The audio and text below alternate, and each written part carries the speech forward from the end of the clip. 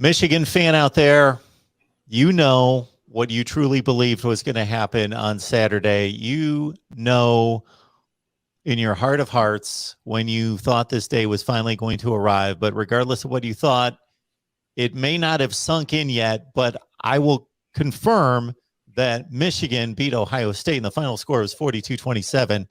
We got Justin Rowe here from Blue by 90 podcast. So Michigan fans, you got to lock it in with Justin on Twitter.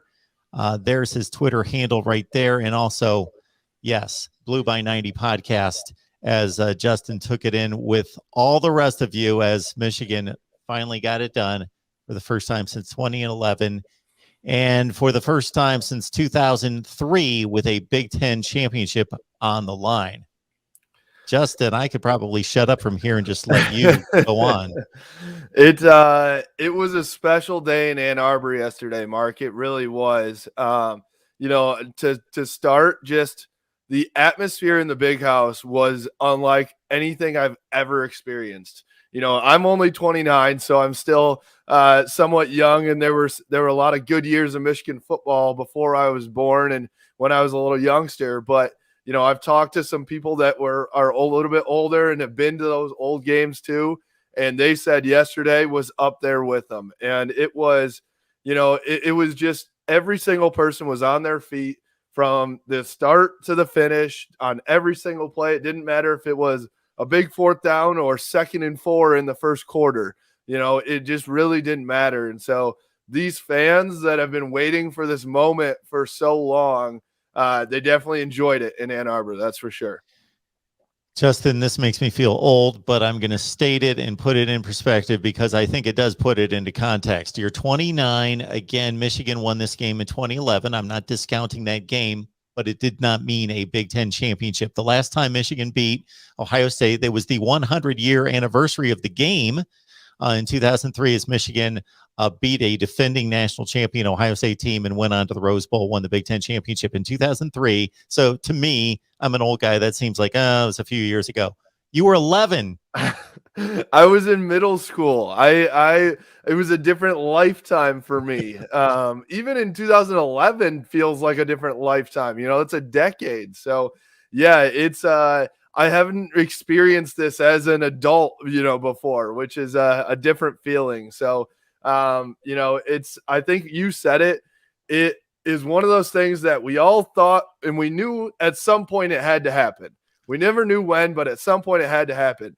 Everything aligned yesterday to make it happen. And quite honestly, Michigan kicked their ass. Michigan dominated that football game from start to finish. And outside of a few minor mistakes, obviously the interception being one of them, everybody on Michigan's team played well throughout that entire game.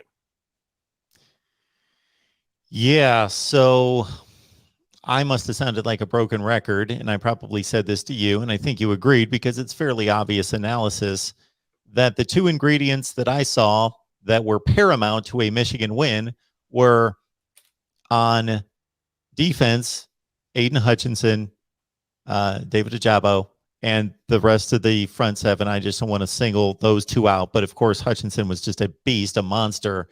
Get to C.J. Stroud. Now, it's with 50 passes thrown, you're not going to get to him every time. But consistently move him off platform, get to him, harass him, hurry him, do all those things. So a consistent pass rush.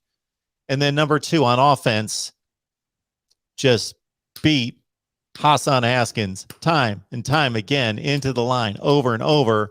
And that, for as good as he was, which he was exceptional, that Michigan offensive line was incredible. They deserve all the praise that they are getting. They probably deserve, as a group, the MVP of this game. You're going to probably give it to Hassan Haskins because he had 5 touchdowns, which is crazy to think about 5 touchdowns for one player in this game. But that offensive line was the reason for it for the most part. Haskins was incredible in getting yards after contact too and breaking it open, finding the hole. No negative rushes throughout the entire day.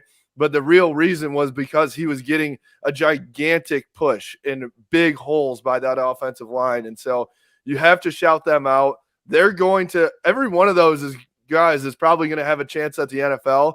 But I do have to talk about Andrew Vestardus, who came from being a walk-on to not a great offensive lineman even last year as the starting center. All of a sudden, he has taken his play to the next level, being a captain and leading this offense, in the trenches. And it was really impressive to see that offensive line.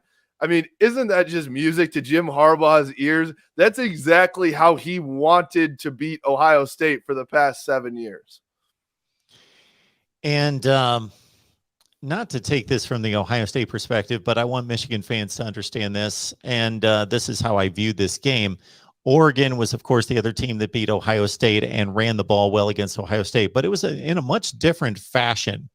Oregon out-schemed Ohio State. Ohio State players were out of position. This is before they fixed their defense.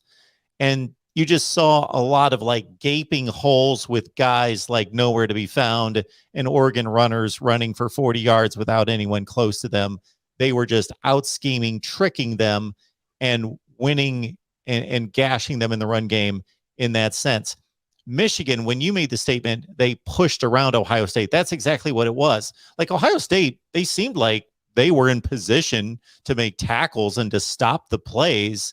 They weren't fooled for the most part. And the holes were they were sizable. They were certainly enough to get Hassan Haskins through, but they weren't these gaping holes because Ohio State didn't know what was coming. They just got physically just pushed around and bullied. And I don't think – I think people gave Michigan a chance in this game. Nobody thought that they were going to win this game by doing that, though, right? They thought – I think, we talked about it last week. How does Michigan win this game? They get some turnovers, maybe a few bounces go their way.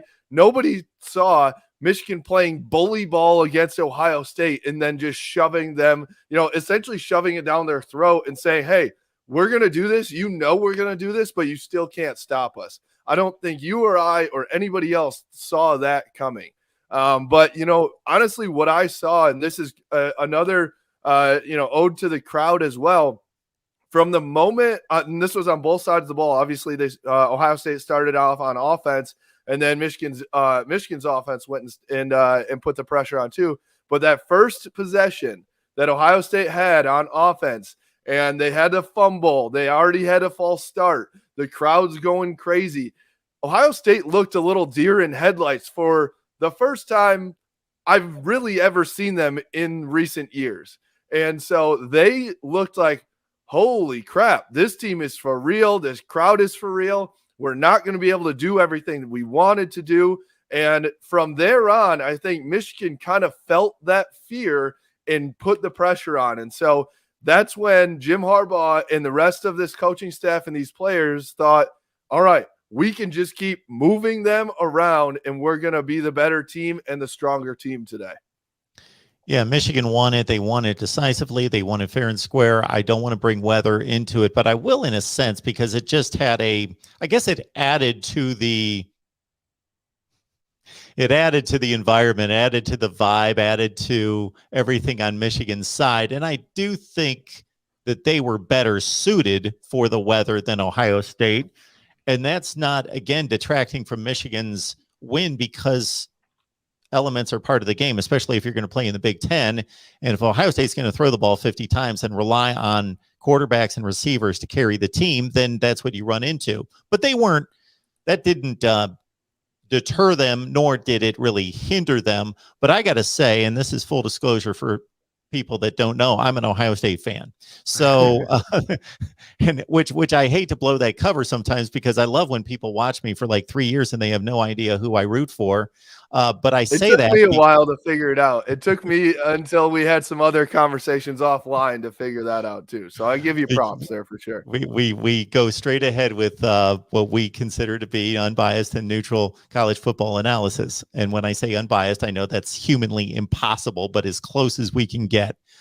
So I bring this up because I didn't really consider much about the weather throughout the week. We might have mentioned it here in our discussion, but it hit me when somebody got a hold of me and left a comment or whatever. And then I looked it up the night before, and it was really late the night before. And I texted my two kids. I said, 23 degrees at kickoff and snow. And I put, uh-oh.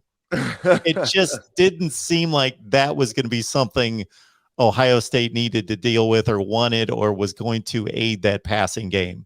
And then once I saw it on the screen, it really did feel like a Michigan scene.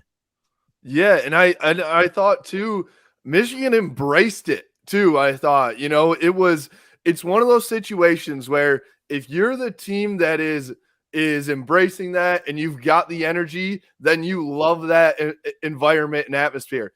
If all of a sudden you are on the other side, which Ohio State was, that's the worst thing, that you're just cold and miserable on the sidelines. Things don't work as well. Things are more slippery, it seems. It definitely added to the vibe that Michigan and Michigan did embrace it. And I thought, it definitely helped Michigan in terms of the game plan as well. Michigan said from the get-go, Josh Gaddis said it before the season started, our identity is running the ball. Ohio State's identity is very obviously throwing the ball. They're the best passing team in the country.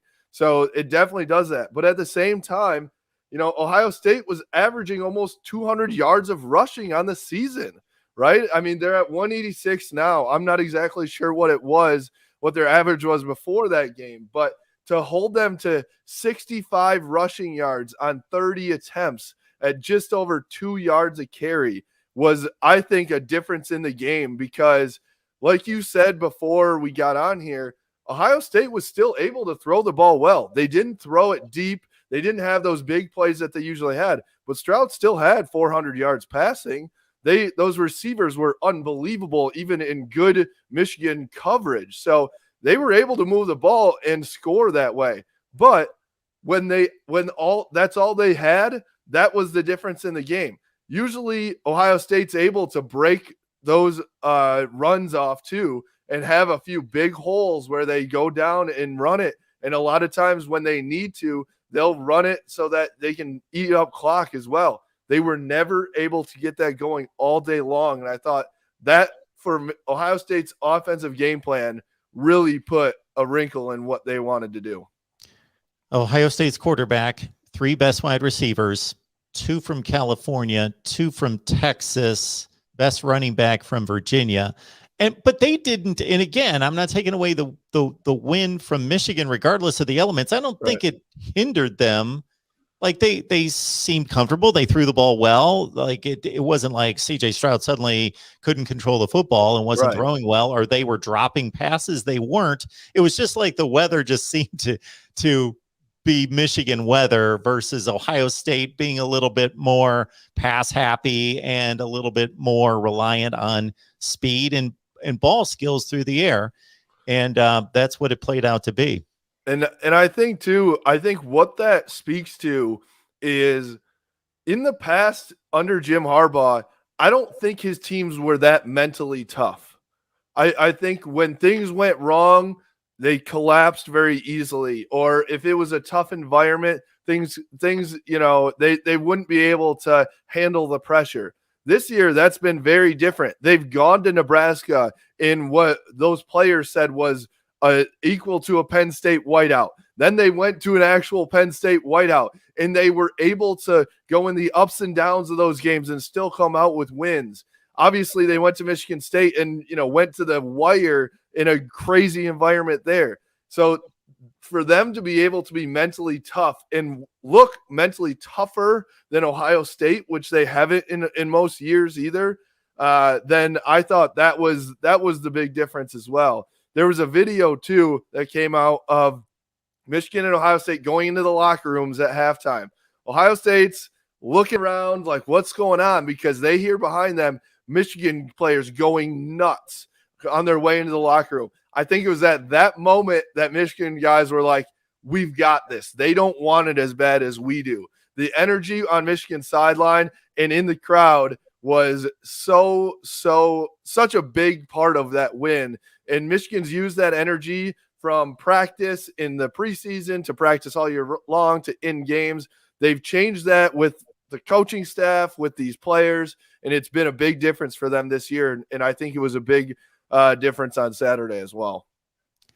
Yeah, psyche is such a fragile thing that apparently in this situation it flipped from one side being confident in a healthy way to dominate the opponent, the series recently, and not be too arrogant that they sloughed it off in any way because they were focused, determined, and got the job done, versus a team maybe being underconfident, not lacking in confidence because of lack of success. But then that switching, once the team that has the lack of success shows that it can hang, and then maybe the self-doubt creeps into the overconfident team, and it can flip. Yeah, totally. I think let's be honest, Ohio State in this game has been able to cakewalk to victory a lot, in recent years. So I think for Michigan to actually show up and be like, hey, you're not doing that to us this year, they were probably a little bit shocked, right? And for that defense to be able to shut them down like they did, that offense in general has seen anybody shut them down. So I think all of a sudden when things aren't working like they usually have, and you've never had to deal with that before, you are going to be like, okay, what do we do now? Right. And it's tough. That's where I think, obviously Ohio State had to deal with it against Oregon, but that seems like a lifetime ago. I think Michigan, when they had to deal with that loss at Michigan State, it was a little bit of a like, hey, we're not letting that happen again. And it was able to fuel their fire a little bit going into it, and honestly, I think one thing that we're not talking about on the player personnel side is Kade Mcnamara.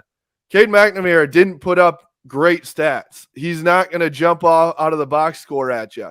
But Kade Mcnamara didn't have an incompletion after 6 minutes left in the second quarter. For him to play that well, obviously Haskins got the TDs, but he played phenomenal after that interception. For him to bounce back after that and continue to play well throughout the rest of the game, basically mistake-free, was really impressive. Absolutely. And again, just we can't get into minds and hearts and know how this all works because it's pretty complex, the human psyche. But on one other note is obviously Ohio State hearing from the so-called experts all week that they're going to win. Right. And any college football playoff conversations didn't necessarily, the ones I heard were not, if Ohio State wins, bam. If Michigan wins, bam. It was pretty much just Ohio State's going to be, they could be playing Georgia. And it was just this assumption that Ohio State's going to be in the playoff. Yeah, and I think that, how many times have these Michigan guys heard that? They've had to deal with that. People have counted them out in this game for 10 years straight now, right? And they, it's Ohio State's been well deserving of that praise for sure. But I think led by guys like Aiden Hutchinson literally willed himself to victory, I think, in a lot of those situations yesterday. He said, we are not letting this happen again. And you saw it from him. You saw it in his eyes. You saw it in his play. The one play where he was talking crap to the left tackle there and then immediately put him on his ass. And it was just like, man, you are in a different reality right now, and you're not human at this moment. So that was all just really impressive, and everything seemed to click for Michigan. Everything came together. Mike McDonald put the perfect defensive game plan together to slow them down. Josh Gaddis was creative, but not too aggressive. We talked about it last week. He needed to be creative, but not conservative, but still needed to eat up clock. He did that at times with the running game. The Michigan's offense in the second half, they didn't have a third down. They only were on first and second down the entire second half. I don't know if I've heard of any team doing that to, whether they're playing an FCS school or playing, for essentially a trip to the Big Ten title game. That is just an unbelievable game plan from Josh Gaddis and from this offense of Michigan to really put it to work. And to see the post-game reaction by Aiden Hutchinson, who at one point, I think at the podium, and he may have stated this elsewhere, just said flat out, we've been thinking about this game constantly, preparing for it, thinking about it. And so it's almost like in this reset year for Jim Harbaugh and turning over the coaching staff, he went from, yeah, I know this is an important rivalry and I can't ignore it. I have to answer the questions and we all know it's important, but we're going to kind of minimize it to, no, let's take it on head on. We're obsessed with it too, and we're going to go after it. Yeah, and I think all year long, everyone's like, is this real, or are you guys, are you trying to make it up? Are you is it forced?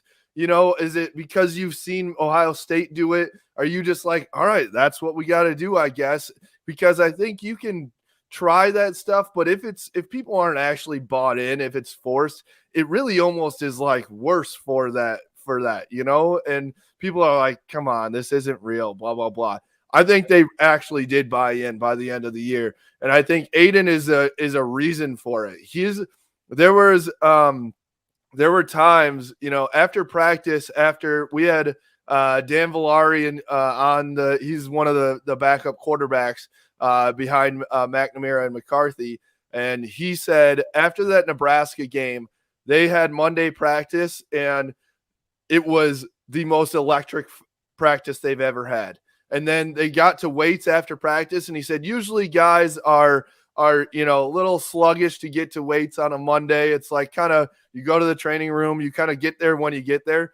He said, Aiden came into the locker room and said, weight room, 5 minutes, everybody. And every single person had their shoes on and were there in 5 minutes. That's the type of leader that Aiden Hutchinson has been for this team. He has gotten them together. They follow him. They'll run through a brick wall for him. And I think that's what Michigan has been missing all these years. They've had great players that are kind of individual guys. They've had a Chase Winovich who seemed like a pretty good team guy. I don't think they've had anybody that is to this level of a leader that Aiden Hutchinson is. It'll be a great conversation many times going through the off season. I don't want to address it here because I want to bask in the moment of the victory and then moving on to a Big Ten championship game. But we will wait and see of whether this tips the scales of supremacy in the conference long term. We shall see. We shall see. That will be fascinating. It's going to be crazy because Damani Jackson was there, after decommitting from USC, the 5-star safety was there, and him and Will Johnson, the other 5-star defensive back, was there. So he actually was planning to commit here shortly. He actually extended his recruitment time and his commitment date. So I think that means that he's giving Michigan another chance after visiting Alabama, because everyone thought he was going to go there after he visited there last week. So it will be definitely interesting. I wanted to ask you about one thing too. What did you think about Jim Harbaugh taking a shot at Ryan Day in the postgame press conference? Because Jim Harbaugh said some people were born on third and think they hit a triple in reference to Ryan Day inheriting an already incredibly successful Ohio State team. Yeah, I thought that was interesting. Of course, well, I wouldn't say that Jim Harbaugh would not be capable of making that statement before winning the game, because he took his shots at Urban Meyer at times. And the rivalry. So I'm not going to just base it on because now, okay, I've won. I can say whatever I want. Right. Yeah, it is. It's funny that you brought that up because just seconds before you went in that direction, I was thinking maybe one criticism of Jim Harbaugh that was not fair is that, okay, Urban Meyer forged one of the great legacies in the history of college football. He has the best winning percentage in modern college football history post World War II. So Right. we're going back 70 years, 80 years. So number one, he's got to go up against that. But number two, Urban Meyer got to Ohio State 3 seasons prior to Jim Harbaugh. So he already inherited a really good program anyway. It just had that 1-year gap of the violations and so forth. But he still inherited a program. The talent was there. Yeah, Tressel was going to BCS games every year. So they were on a roll anyway. They just had a situation, and then he takes it over. So he takes it over in great shape, just elevates it, and with a 3-year head start on Harbaugh.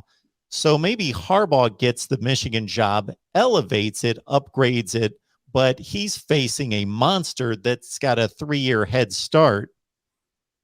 And maybe more than a 3-year head start, really, when you put it all together, right? Because Tressel versus Rich Rod and exactly, absolutely. I mean, that's an unreal advantage for Ohio State, right? So it's almost more like a decade advantage that he's trying to climb out of and recruit against, and not only and then play against as well. And I mean, I'm not going to say that that's the reason why Michigan lost to Ohio State every year, because Urban Meyer was an incredible in-game coach as well, and Ryan Day is incredible on the offensive game calling as well. So they're great coaches, that's for sure. But I do agree with you that Jim Harbaugh had, I mean, one of the biggest hills to climb to get over this hump. And I think for it to take 7 years, it's probably about right, especially with the chances that they had before. They were right there in 2016, and then even in 2017 with a bad team, it's down to the last possession. So, I mean, I agree with you. I think that Jim Harbaugh, props to him and Ward Manuel, the athletic director, for sticking with it and not saying, all right, let's throw in the towel and go with somebody else here. You can't get it done. You have to give them credit. I'm happy for Jim Harbaugh. I think that he deserves this because he's taken a lot of shit over the past 7 years. And for him to just say, whatever, outside noise, let's keep going, make changes that needed to be made on the coaching staff with himself. We talked about it all year. He's a different human being than he has been in the last 6 years. Everybody that is within the program says that. They see he speaks to the alumni. He cares about his guys. He does all these different things that he wasn't doing in the past. And so, I got to just say, Jim, yesterday was your day. Today, talk your shit. You got your chance finally. So, hey, take that chance, buddy. And so just to answer your question, I think that he has reason to make that statement. I think that he has experienced a coaching background and experience that had him go San Diego, Stanford, San Francisco 49ers, Michigan, and at every stop, he had to take a bad situation and upgrade it and build it. Ryan Day inherits one of the 2 or 3 best programs in the country. Yeah. And I think, again, I don't think it means that Ryan Day is a bad coach by any means. But I think what it means is that, I don't know. I don't want to say that anybody could have done what Ryan Day has done, because it's still been very impressive. But I think it's not like, okay, with what Ryan Day has done in the past couple of years, we're ready to anoint him as the greatest coach of all time, right? I think he's still going to have to prove it through the next, 5. And if he's still, and maybe even it's just a 2 or 3, but after those years, if he's still winning the Big Ten, not losing conference games essentially ever, then yes, we'll be ready to say that. But he's going to have to get through a couple recruiting cycles until I think the college football fan base is going to be ready to say, yes, Ryan Day, you're just as good as Urban Meyer was. Justin Rowe, On Twitter, there at Justin Rowe 92, Blue by 90 podcast. Please join him breaking down Michigan football headed toward a Big Ten championship game in Indianapolis against, surprise, Iowa. Wisconsin's been rolling, but they blew it against Minnesota, and it ushers in a matchup between Michigan and Iowa. Any fear that Michigan comes down from the mountaintop and can't have enough time to get ready for this one? Definitely. I think there's definite cause for concern. Now, Michigan started out, or I think it came out minus 10.5 or 11 for Michigan against Iowa in the Big Ten championship, which I thought was a large line. But I mean, there's no doubt that I think from the outside, people are going to say, hey, you prepared all year for the game on last Saturday. How do you come and win this next game? So they're going to have to get up again, get themselves up after. I mean, you've got to be emotionally drained if you're a Michigan player or coach after what happened in Ann Arbor yesterday. I was just a fan in the stands, and I'm emotionally drained, right? So I think there's definitely cause for concern. What's going to help that is I have to imagine Indianapolis is going to be 75% Michigan fans. Michigan hasn't been there since, or ever, right? And the last time they won a Big Ten championship, the Big Ten championship didn't exist. That game didn't exist. So it just was awarded to the top team at the end of the year. So I think Michigan's going to show out and provide this team energy. In terms of game planning, I think that Iowa's offense is not difficult to game plan against. Their offense is not good. They don't even know who's going to start at quarterback. So maybe that's tough. But the only thing that worries me about this game is it's strength on strength for Michigan's offense versus Iowa's defense. Iowa's defense is incredible at stopping the run. Michigan's offense, all they want to do is run the ball. So it's going to rest on, can Kade Mcnamara kind of do what he did against Michigan State until the end of the game and throw for 300 yards or something to that effect? Or will Michigan just say, hey, we did it last week against Ohio State. We're just going to, we're going to run it. Our offensive line, we think, is better than your defensive line. We're going to ram it down your throat again. It should be interesting. Michigan is certainly the better team. I think that's been proven through 12 games, but Iowa, certainly capable, has scrapped together a 10-2 record and 7-2 in the Big Ten. So they're a worthy opponent, but didn't necessarily look the part during a midseason slump that saw them lose to Wisconsin by 3 scores, Purdue by 3 scores, and barely limp past Northwestern. They've played a little bit better the last 2 weeks and scored 22 straight to beat Nebraska and come back and get that done in the fourth quarter. I don't want to throw shade at Nebraska here at the end here because they don't deserve it, but I mean, how many times can you blow a lead? I have Nebraska friends that are just like, I mean, it's Groundhog Day. It's unbelievable. I've never seen anything like it where I think Nebraska's a pretty good team, but it's just something with Scott Frost or whatever they're doing there. They just can't hang on to a lead. By any measurement, except for the final score, or not even the final score, but the loss in the loss column over and over and over and over, they play everybody close. It almost seems like they could be playing the New England Patriots next week and they'd play them within a score, or they'd play UConn and they'd lose by it doesn't matter who they line up against. They're going to lose by one. They're going to find a way to lose.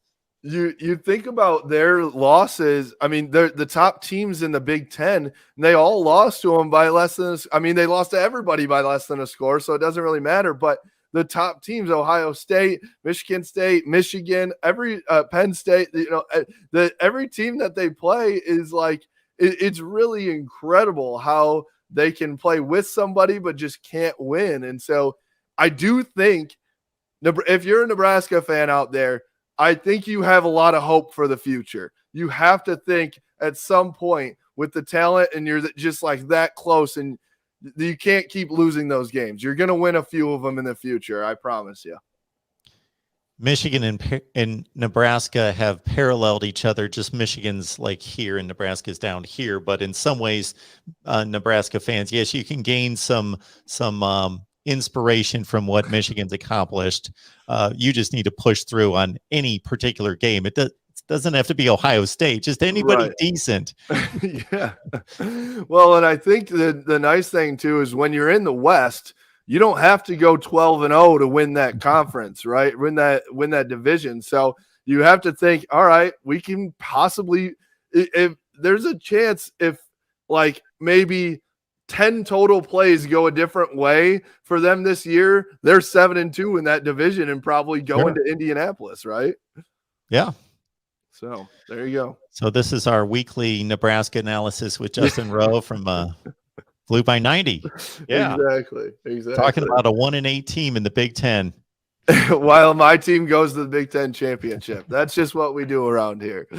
I took in the Iowa-Nebraska game, and I just couldn't help myself. After it was done, I thought, you know what? These numbers have to be ludicrous. And I just kind of went through Scott Frost's tenure in terms of conference games, division games, one-score games against ranked teams. They're 0-14 under Scott Frost. Just all those, every conceivable record you want to look up over his tenure is just abysmal.